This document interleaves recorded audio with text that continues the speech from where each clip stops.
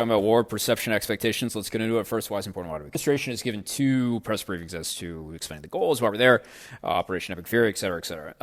Now, frankly, this should have probably been done like the day after Operation Epic Fury was launched because, we've kind of been floating around aimlessly as to what the concrete goals of the operation actually are. What are we looking to do? Intervening 4 to 5 weeks where essentially we're floating aimless, at least the U.S. public was, around what our goals and aims actually are in Operation Epic Fury. That painted the perception of the opening rounds, again, of the first month of the operation. Kind of a shame because at least tactically, this operation has been one of the most successful in modern U.S. history. So over 13,000 targets struck since April 7th, 900 strikes in the first 12 hours, 1,700 targets in the first 72 hours, 155 Iranian vessels but damaged or sunk, not including aircraft and the rest, and this is all the force that we brought to bear. So again, tactically, this has been achieving a lot of the goals that we set out to do. There are strategic goals that have yet to be met.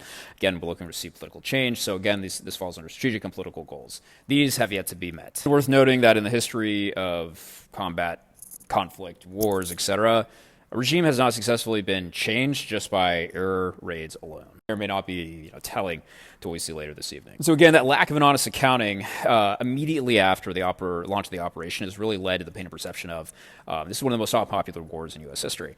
And so having that at the beginning, what can Americans expect to get out of it? What are our goals? What might we expect to pay as a price? What's the American cost to this? Having that laid out immediately after starting the operation would have been immensely helpful. After the administration's first go through of explaining why we're doing this, what our goals are, et cetera, we took notes of the quick and dirty of everything, but we wanted to zoom in here as to the perception and putting in context of other conflicts in the past. This gets to the point of contextualizing as well as, we need to, in any sort of conflict, whether it's this or in the future, but obviously having a key eye on conflicts in the future like China and Taiwan and the U.S. involvement, we need to lay out the context. We've been in this for 32 days. In the past, he also laid out how long these other conflicts historically have been, and really importantly, what Americans can expect to pay as a cost, whether it's higher prices for gasoline or food or whatever it may be.